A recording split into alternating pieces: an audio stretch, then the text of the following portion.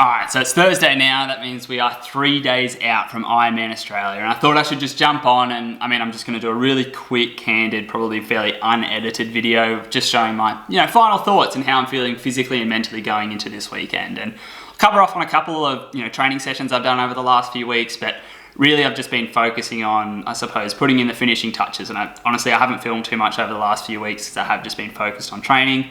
But we've still got out some pretty good sessions, and I'll run through those quickly, and then I'll run through, my plans and goals for the race and how I'm feeling going into it. And okay, so for now, we're obviously in the week, race week, but for the week prior to race week, we just got out 13 hours, 36 minutes with 1 or 2 good sessions with some quality in there. The week prior to race week, 22 hours and 14 minutes. Really the main session on the week prior to race week, we just had one of those psycho weekends, as my coach likes to call them. So you do a massive day on the Saturday and typically still a pretty good day on the Sunday. I won't run through the midweek stuff because it was all pretty easy sessions, if I'm being honest. We just had some easy swims and a couple runs and a couple bikes, but nothing too intense really. Saturday, it's the session I've done. It's a session I did the first time actually was before the indoor Ironman, and I remember during the indoor Ironman thinking back and going, wow, I think this session exactly that I did, I think it was 2 or 3 weeks before the race, got me in really good shape to finish that race confidently. Like I just knew that as soon as I locked into that all day pace, that I could literally go all day. I just knew I wasn't going to fade towards the end, and that's exactly what happened. So definitely we've decided to repeat this session a few times now, and 2 weeks out from the race, it's exactly what we did. So it starts out 4K swim in the morning, 10 400s, all easy, all aerobic, no pressure at all. And then it's the same thing on the bike, 7 hours on the bike, 200 kilometers, all easy, all aerobic. It's literally just a cruise. There is no effort at all. I think I averaged probably around 160 to 170 watts. Yeah, 176 watts. So pretty easy. Straight into a 1 hour run. So averaging for this one, 5 hours, 5 minutes and 10 seconds per kilometer. Geez, you can tell it's race week.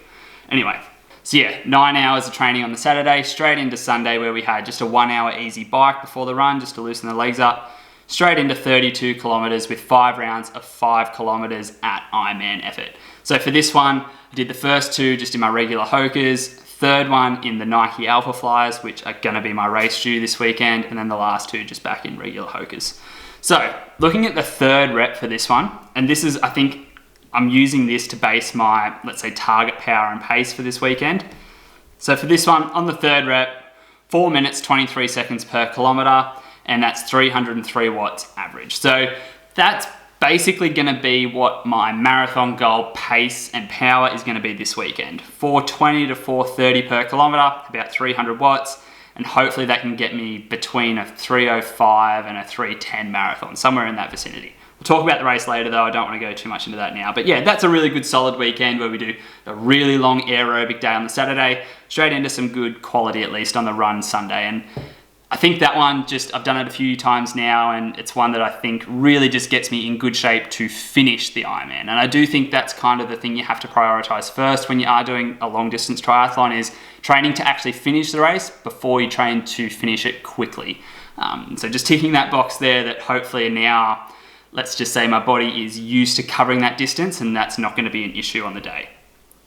Skipping forward a week, again, pretty easy throughout the week, but then we have a key session on the Saturday, which is a 100k time trial straight into 6x1k at Ironman effort. Now for the 100k time trial, you would think I would average obviously a lot more power than what I would in the Ironman, but again, this is a session that I've done the week leading into races before, and I tend to average about the same power in the 100k time trial as I do in the race the following week. So it's the same for the indoor Ironman, it was the same for the Ironman last year. And for this one, averaged 218 watts, which is pretty good, pretty close to what my target Ironman power has been throughout this training log series. I've always wanted to go about 220 watts. I think looking at where I'm at now, 210 to 220 is probably my goal range, somewhere in there. It's hard to know exactly what kind of speed that's going to get me, but hopefully somewhere in the vicinity of 33 to up around 36 kilometers an hour. I don't think it'll quite be that fast. But yeah, 13 hours for that week prior to race week. And then that takes us to where we are now. And basically straight after that Saturday session with 8 days left until race day, that's when the taper really started. And I've just been doing easy sessions, about an hour or 2 a day of training and a couple rest days in there as well.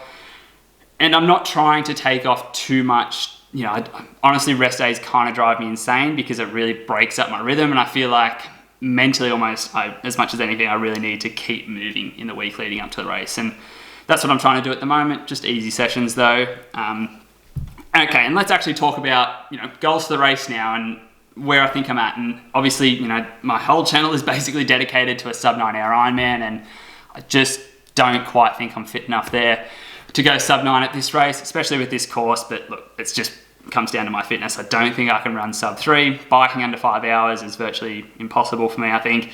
And my swim, okay, let's start off with my swim. I think with my swim, based on the way I'm swimming in the pool and comparing that to previous pool swims and then obviously translating it into open water swims, I'm hoping to average about 135 per 100 in the water, which would take me to a 1 hour and 10 second swim, which would be pretty solid. It's not quite, my long-term goal is 57 minutes, just because that's a nice round 1 minute 30 per 100, and at least it does show good progression towards that 57 minutes. I think last year I averaged like 147 per 100, so swim's definitely improving. I don't want to jinx anything yet because I haven't done the race yet. Hopefully I can manage around a 135 per 100, but we'll just have to see on race day.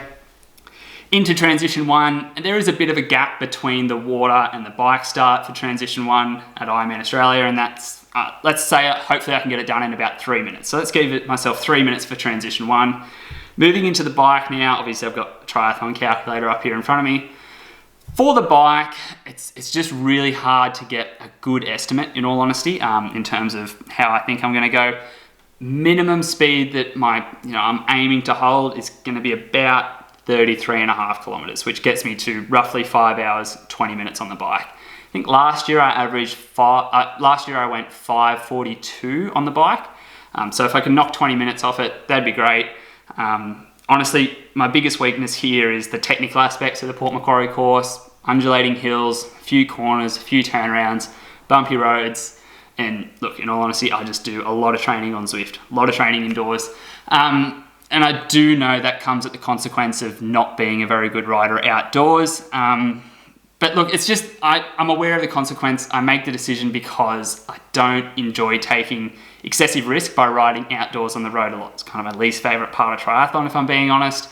I feel a lot more comfortable indoors, and obviously I know that I could be doing faster races and faster bike times if I was to train outdoors a lot, but I kind of feel like I'm very risk averse, honestly, and I get a bit, if I'm being honest, I do get a bit, scared and anxious riding outside on the roads, especially with cars. Anyway, moving into transition 2, so upper end on the bike, 33.5 would probably be my minimum. If I could average 35 to 36, that gets me close to that 5 hour bike range. But let's just keep it at 33.5 now because I don't want to overestimate too much on the bike. There's just so many unknowns. When you ride 180 kilometers, it's pretty unlikely that the whole day goes smoothly. So let's leave it at 33.5 for now. But it's a rough estimate because there's just so many factors that go into the bike.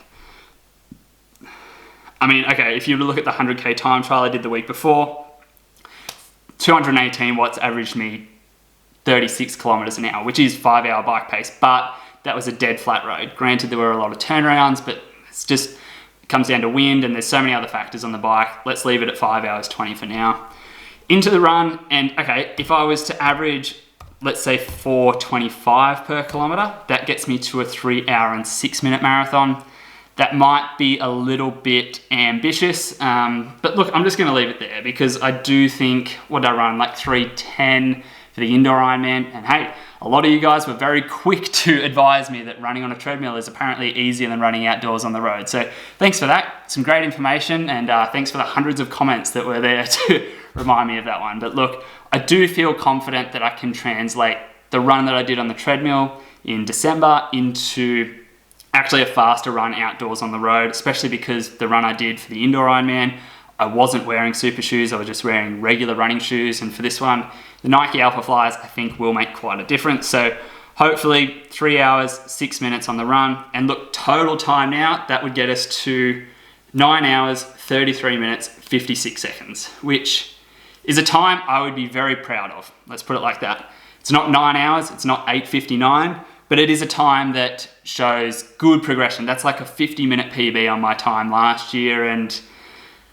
yeah, it's not that sub 9 that I'm aiming for, but I think for my current fitness now, that would be a really good achievement. And it also shows that I am sort of stepping in the right direction towards that sub 9. And maybe this is a good time now to sort of talk about my mental approach going into it. You know, it's funny, I did not expect my mindset to be the way it is now is not the way I expected it to be. And it's weird. If I'm being totally honest here, and that's what I kind of try and do in these videos, it almost feels like I'm going to sit an exam on Sunday.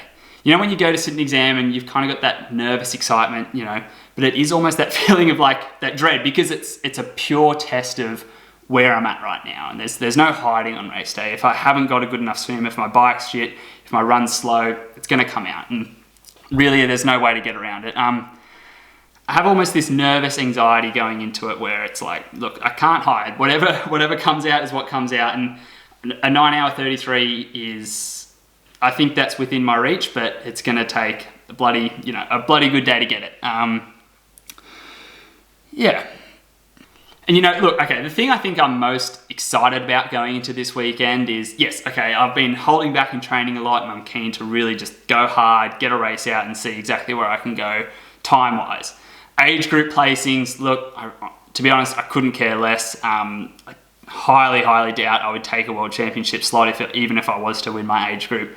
I think it's a big ask for me to win my age group. It actually does look pretty strong this year, but if I was to win it, it's just so bloody expensive to travel the world and do triathlons. It's expensive enough for me to drive 2 hours north and do this triathlon. So I highly doubt I'm going to fly to France at the end of the year and do a race there. But I mean, obviously I want to see exactly where my time's at now and exactly where my fitness is. But you know, the thing I'm really looking forward to the most this weekend is the community aspect of triathlon. I've got tons of friends, tons of family that are all going to be there for the race. I've also got tons of friends that are racing out in the course. And there's plenty of you guys that have followed along with the series that I know are going to be racing there. And I think the thing I'm more keen about than anything is getting to meet, socialize, and hang out with everyone. And I think the thing about the Ironman is it's so much more than just that physical test on the day. Like there really is, it's so hard to explain. I sound like the biggest hippie when I do it, but it's very, everyone's there and it's a very meaningful experience for everyone that does the race, and I tend to find that to be the most rewarding part of it. And I didn't expect that going into the race last year. Didn't experience as much of it for the indoor Ironman, obviously, because it was just me doing it, but that was the thing that when I finished the race last year, hung out there and left Port Macquarie that weekend, that's the point that I reflected on and really looked back on favourably the most. And that's what I'm excited for, is to hang out with everyone after the race. I mean, my plan is to basically stay there until the end of the night, until that last finisher crosses, if I'm up for it. And yeah, that's the thing I really enjoy the most about specifically racing in triathlons. I think if you were to look at it, you know, I love the training, the racing's good, but the thing I enjoy the most about racing isn't the competitive aspect or, you know, racing really hard and pushing the limits. It's more the atmosphere and the environment of everyone there pursuing a goal, achieving a goal together. And yeah, that's the point that really is, I think, the biggest return in actually doing an Ironman. Obviously, anyone can go out and bloody swim, bike and run for 9 hours on their own. But the most important thing, or the best thing about going and actually doing an official Ironman race, is that aspect of the, you know, the atmosphere that you get out of it. So that's what I'm really looking forward to in terms of actually doing the race. Yeah, I feel a bit bloody nervous and I didn't expect to do. Like, I know I can finish the race. I know I can probably put together a pretty good one, but I also know that there's really no hiding now. Like it's all going to come out on race day. Wherever my fitness is at is where it's at. But there is, honestly, okay, if I'm being totally honest, I'm a little bit bloody nervous about the race this weekend. And yeah, it's going to be, I think that's a good sign though. I think that is just, I'm trying to sort of channel that energy into some, you know, some positive energy going into it and just all around stay pretty calm and relaxed and enjoy it. So you can follow along. I am number 140, I believe. So the race starts at 7:20 a.m. Sunday morning, 7th of May, Australian Eastern Standard Time. I think the easiest way to explain it to all the triathlon fans out there is I think it's about 15 hours after the start of the PTO European Open. So whatever time that starts in your country, just add about 12, 15 hours onto it and you can track me from there. I'll leave my phone with either Elliot or Lauren and they'll just be doing Instagram story updates throughout the day. And then Elliot, my brother, is going to be there again this weekend, so hopefully we can get a really good race video out of it. But yeah, this is the last time that I'll post anything on YouTube before the actual race. So yeah, that's it. Final thoughts and feelings. Physically, couldn't be feeling any better. Ready to race, 100%. Not quite fit enough to go sub 9, but I'm mentally pretty okay with that. In terms of my mental approach to the race, just trying to stay pretty calm, pretty relaxed.